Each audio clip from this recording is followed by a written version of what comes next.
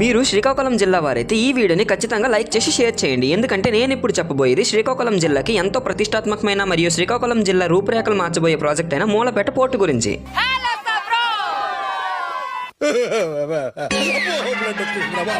Recent గా మేము మా అమ్మమ్మ వాళ్ళ ఊరైన కొల్లుపాడికి 3 కిలోమీటర్ల దూరంలో ఉన్న గెద్దలపాడు బీచ్ నుండి మూలపేట పోర్టు వరకు బోట్ రైడ్ కి అయితే వెళ్ళాం. దీనికి ఒక్కో పర్సన్ కి అయితే 150 రూపీస్ చార్జ్ చేశారు. సముద్రంలోకి వెళ్ళిన వెంటనే 2 తాబేళ్లు ప్రైవసీగా ఆడుకుంటుంటే మేమైతే అరిచి డిస్టర్బ్ చేసామనుకోండి.